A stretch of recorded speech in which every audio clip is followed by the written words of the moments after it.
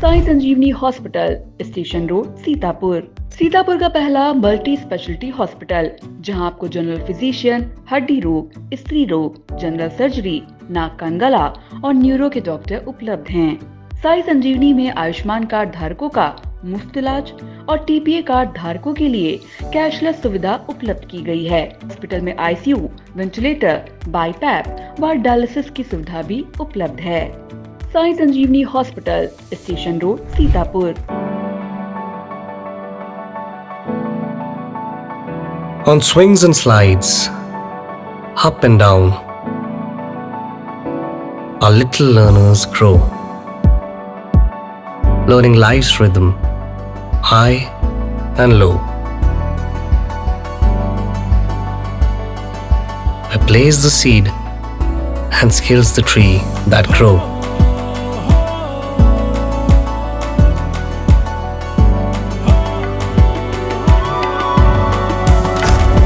Singhania Educational Institute, cultivating knowledge.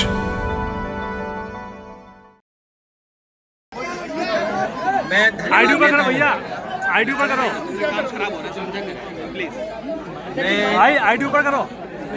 आप लोगों से एक ही बात और निवेदन करना चाहता हूँ भैया, थोड़ी डाउन कर लो आईडी। कि जो सरकार चल रही है, ये सरकार किसानों और गरीबों की सरकार नहीं है। अगर किसानों और गरीबों की सरकार होती तो अभी उनके बीच में खुशहाली के लिए कार्यक्रम बन रहे होते। हमारे गांव में रहने वाले लोग, किसान, गरीब और खासकर नौजवान, इतने बजट आ चुके हैं। इस सरकार के लगभग सभी बजट आ चुके हैं, केवल एक बजट बचा है जो आखिरी बजट आना है। पिछले 9 बजटों में अगर हम देखें तो हमारे किसानों के लिए कुछ नहीं सरकार कर पा रही है। और अगर किसानों के लिए कुछ किया होता तो अभी तक की डबल इंजन की सरकार में गांव की तस्वीर कुछ और होती।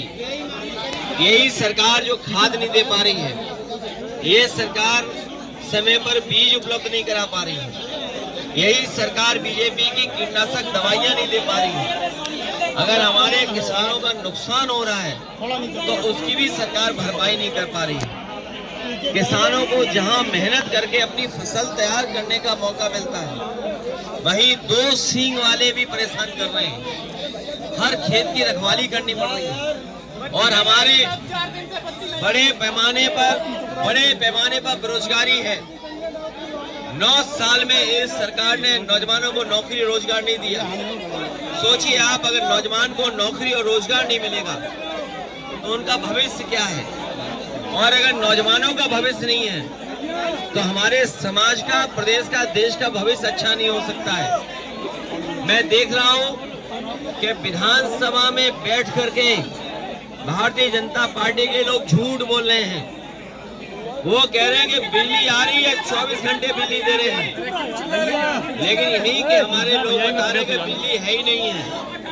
और अगर बिजली आ भी रही है तो जो समाजवादी सरकार में बिजली बन रही थी उसको महंगा करके गरीबों को दे रहे हैं, उनसे ज्यादा पैसा वसूल रहे हैं। जीएसटी बढ़ाते बढ़ाते हमारे किसानों की हर सामान पे जीएसटी ले रहे हैं, उससे उनका सामान, इक्विपमेंट सब महंगे हो रहे हैं। ये महंगाई इसलिए कि मुनाफाखोरी की वजह से है। ये सरकार मुनाफा कमाना चाहती है, लाभ लेना चाहती है। और अभी तो सुनने में आ रहा है कि अमेरिका से जो अपने मित्र बताते थे राष्ट्रपति जी को, वो भी अब इनका साथ नहीं दे रहे हैं। ये लोग हमें और आपको उलझा रहे थे ट्रिलियन कह करके, ट्रिलियन कि हम ट्रिलियन की अर्थव्यवस्था बनाएंगे। लेकिन अमेरिका से राष्ट्रपति ने कह दिया कि 21 मिलियन हमने पैसा भेजा यहाँ पर। हमें आपको उलझा दिया ट्रिलियन में और खुद 21 मिलियन पता नहीं कहां पहुंचा दिया है। कारखाने बंद होने जा रहे हैं। अभी अमेरिका से कई उद्योगपतियों को ब्लैकलिस्ट कर दिया राष्ट्रपति ने वहां के। और हमारे मुख्यमंत्री कह रहे हैं कि अंग्रेजी कौन सीखेगा, कौन नहीं सीखेगा। विदेश से कारोबार कर रहे हैं। और अगर कारोबार करना है विदेश से तो अंग्रेजी आना पड़ेगा, सीखना पड़ेगा, जानना पड़ेगा। और महाकुंभ की जो व्यवस्था खराब की है उसके लिए जिम्मेदार मुख्यमंत्री खुद हैं, क्योंकि खुद ही वहां जाकर के बार बार निगरानी करते थे, निरीक्षण करते थे। अगर निरीक्षण करते थे तो किस बात का निरीक्षण करते थे? जो लोगों की जान गई है सब कुंभ में उसकी सूची नहीं दे पा रहे, नाम नहीं बता पा रहे। जो खोया पाया केंद्र में है वो भी नाम नहीं दे पा रहे, क्योंकि सरकार डरी हुई है, क्योंकि नाम देते ही उनकी सच्चाई सामने आ जाएगी, कितने लोगों की जान गई है। लोग थक हार करके चले गए। और ये गिद्ध वाली बात जो कह रहे हैं, मुख्यमंत्री जी ने गोरखपुर में गिद्ध के लिए एक कुछ बनाया है। गोरखपुर वाले और हम लोग जानना चाहते हैं कि ये गिद्ध के लिए क्या बनवा लिया है गोरखपुर में आपने? वहीं रहेंगे। गिद्ध का प्रजनन सेंटर बनाया है और गिद्ध की बात कह करके ये साबित कर दिया है। और आखिरकार गिद्ध को कह करके किसको अपमानित कर रहे थे? क्या उनके परिवार के लोगों को, जो अपने परिवार के सदस्यों को ढूंढ रहे थे? एक बेटी अपनी माँ को ढूंढ रही थी, भाई को ढूंढ रहा था। लोग आकर के अपने घर वालों को ढूंढ रहे थे जो अभी तक नहीं मिले हैं। क्या ढूंढने वालों को सरकार गिद्ध बोल रही थी? और सबसे बड़ा सवाल है, ये जो सुअर का नाम ले रहे हैं, ये हम लोगों ने किसी ने नहीं कहा कि पानी खराब है गंगा का। सेंट्रल पॉल्यूशन बोर्ड ने कहा है कि ये गंगा का पानी खराब है। गंगा का पानी नहाने लायक भी नहीं है। आचमन तो भूल जाइए। तो सोचिए सरकार किसको सुअर कह रही थी? मुझे तो लगता है ये दिल्ली और लखनऊ के झगड़े में एक दूसरे को गाली दे रहे हैं। अगर उत्तर प्रदेश के बोर्ड कह रहा है, उत्तर प्रदेश का पॉल्यूशन बोर्ड कह रहा है कि पानी साफ है, और दिल्ली का पॉल्यूशन बोर्ड कह रहा है कि पानी खराब है, और इसका मतलब है लखनऊ वाले दिल्ली वालों को सुअर कह रहे थे। ये जिम्मेदारी किसकी है? ये जिम्मेदारी दोनों सरकारों की थी। ये डबल इंजन नहीं, डबल ब्लंडर वाली सरकार है। इंजन टकरा रहे हैं, डब्बे टकरा रहे हैं, और जनता भी इंतजार कर रही है कि इस बार इसके बाद जब चुनाव होगा सूखे पत्ते की तरह भारतीय जनता पार्टी का सफाया हो जाएगा। संसद में यूज हो रही है सुअर और गिद्ध वाली ये भाषा क्या भगवा कपड़े पहनने से ही कोई योगी हो जाता है क्या? और हमारे भारत के लोग और खासकर गांव के लोग रामायण को जानते हैं, देखते हैं रामायण को। वो ये भी जानते हैं कि सीता माँ का अपहरण जब हुआ था तो रावण भी साधु के भेष में आया। गोरखपुर में गिद्ध के लिए एक कुछ बनाया है। गोरखपुर वाले और हम लोग जानना चाहते हैं कि ये गिद्ध के लिए क्या बनवा लिया है गोरखपुर में आपने? वहीं रहेंगे। गिद्ध का प्रजनन सेंटर बनाया है और गिद्ध की बात कह करके ये साबित कर दिया है। और आखिरकार गिद्ध को कह करके किसको अपमानित कर रहे थे? क्या उनके परिवार के लोगों को, जो अपने परिवार के सदस्यों को ढूंढ रहे थे? एक बेटी अपनी माँ को ढूंढ रही थी, भाई को ढूंढ रहा था। लोग आकर के अपने घर वालों को ढूंढ रहे थे जो अभी तक नहीं मिले हैं। क्या ढूंढने वालों को सरकार गिद्ध बोल रही थी? और सबसे बड़ा सवाल है, ये जो सुअर का नाम ले रहे हैं, ये हम लोगों ने किसी ने नहीं कहा कि पानी खराब है गंगा का। सेंट्रल पॉल्यूशन बोर्ड ने कहा है कि ये गंगा का पानी खराब है। गंगा का पानी नहाने लायक भी नहीं है। आचमन तो भूल जाइए। तो सोचिए सरकार किसको सुअर कह रही थी? मुझे तो लगता है ये दिल्ली और लखनऊ के झगड़े में एक दूसरे को गाली दे रहे हैं। अगर उत्तर प्रदेश के बोर्ड कह रहा है, उत्तर प्रदेश का पॉल्यूशन बोर्ड कह रहा है कि पानी साफ है, और दिल्ली का पॉल्यूशन बोर्ड कह रहा है कि पानी खराब है, और इसका मतलब है लखनऊ वाले दिल्ली वालों को सुअर कह रहे थे। ये जिम्मेदारी किसकी है? ये जिम्मेदारी दोनों सरकारों की थी। ये डबल इंजन नहीं, डबल ब्लंडर वाली सरकार है। इंजन टकरा रहे हैं, डब्बे टकरा रहे हैं, और जनता भी इंतजार कर रही है कि इस बार इसके बाद जब चुनाव होगा सूखे पत्ते की तरह भारतीय जनता पार्टी का सफाया हो जाएगा।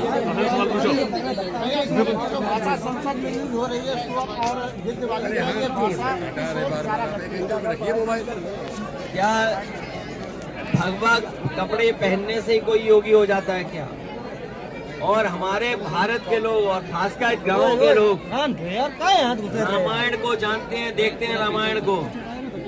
वो ये भी जानते हैं कि सीता माँ का अपहरण जब हुआ था तो रावण भी साधु के भेष में आया था। ये जन जन जानता है, पूरा प्रदेश देश जानता है। जितने लोग सनातनी लोग हैं वो जानते हैं, हिंदू समाज के लोग जानते हैं।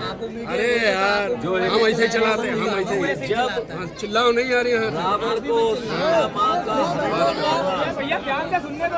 तो रावण साधु के भेष में आया था। इसलिए हमें और आपको सबको बहुत सावधान रहना पड़ेगा ऐसे लोगों से जिनका व्यवहार भाषा बहुत खराब हो गई है, अनडेमोक्रेटिक लैंग्वेज बोल रहे हैं, जो कह रहे हैं कि सोशलिज्म समाजवादी जानते ही नहीं है। ये एम्बुलेंस का काम समाजवादी मतलब सबका साथ, समाजवादी मतलब सबको सम्मान, समाजवादी मतलब सबको साथ लेकर चलने का है। हमारे मुख्यमंत्री कुछ जानते ही नहीं है। ये पहले मुख्यमंत्री हैं जो कुछ जानकारी नहीं रखते हैं। इनसे पूछो समाजवाद, इन्हें समाजवादी नहीं पता है। इनसे पूछो लोकतंत्र तो उसका भी नहीं पता इन्हें। ये मीडिया बीजेपी की हो गई है, ये मीडिया वाले बीजेपी के हो गए, लेकिन उसके बावजूद भी दिखाते हैं। हम इनका थोड़ा बहुत धन्यवाद देते हैं। भैया अब्दुल्ला आजम से चंद्रशेखर आजाद, भैया अब्दुल्ला, मैं चैनल के लोगों को बधाई देता हूँ। भैया अब्दुल्ला आजम से चंद्रशेखर आजाद मिलने जा रहे हैं, क्या दोनों में गठबंधन हो रहा है? ये जो देश की और प्रदेश की जनता देख रही है, उत्तर प्रदेश की जनता इस बार भारतीय जनता पार्टी ने, जिन्होंने महंगाई, बेरोजगारी और किसानों को बर्बाद किया है, हमारे भाईचारा को यार एक मिनट योगी को भेज देंगे इसके लाइट के लिए। अभी पढ़ ले रहे हैं। ये जो बिजली का इंतजाम, ये अभी वालों ने मुझे दिया है बहुत सारे कागज। ये जो बिजली के बारे में मुख्यमंत्री जी सदन में बोल रहे हैं, मैं अपने पत्रकार साथियों के सामने कहना चाहता हूँ, मुख्यमंत्री जी ने और भारतीय जनता पार्टी ने एक भी बिजली का कारखाना नहीं लगाया। अगर कोई बड़ा बिजली का कारखाना लगाया हो तो बता दें। एक बिजली का कारखाना नहीं लगाया। और जिन तारों से बिजली घर घर पहुंचती है, जिन ट्रांसमिशन लाइनों से, जिन सब स्टेशनों से, ये सब सब स्टेशन और ट्रांसमिशन लाइन समाजवादियों ने बिछाई थी। इन्होंने हर चीज को खराब कर दिया। ये इनका बस चले तो ये एक्सप्रेसवे को भी खुदवा दें। इन्होंने महाकुंभ में तमाम हमारे श्रद्धालुओं की जान ले ली, कोई मदद नहीं की। मैं आपके सामने बड़ी जिम्मेदारी के साथ कहना चाहता हूँ, जितने भी श्रद्धालु जिनकी जान गई है, सरकार मदद करे।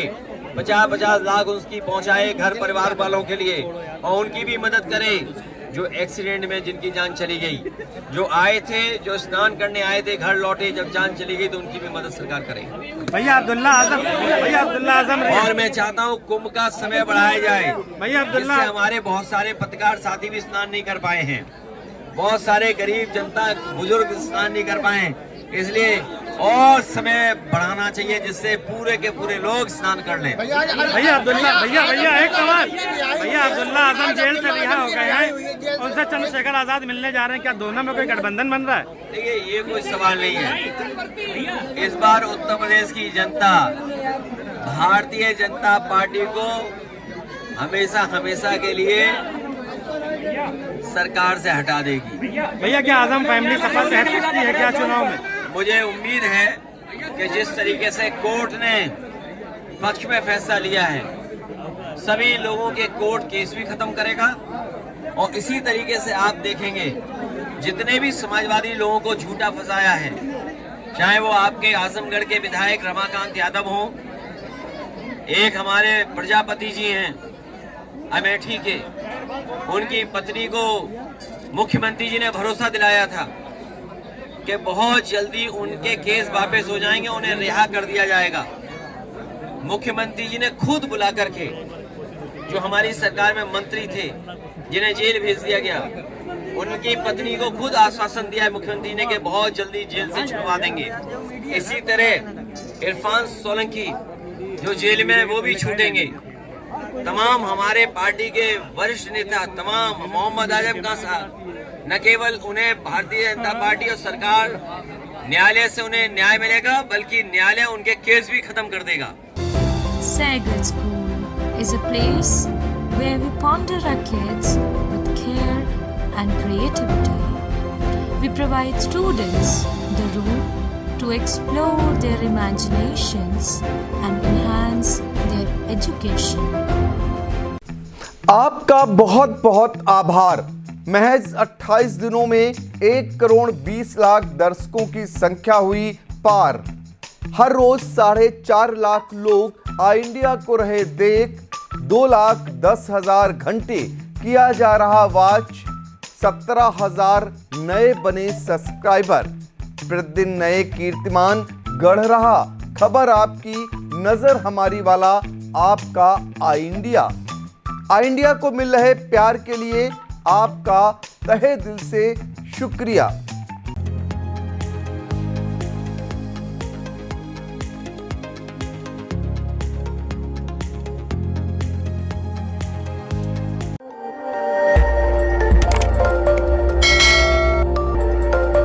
खबर आपकी, नजर हमारी।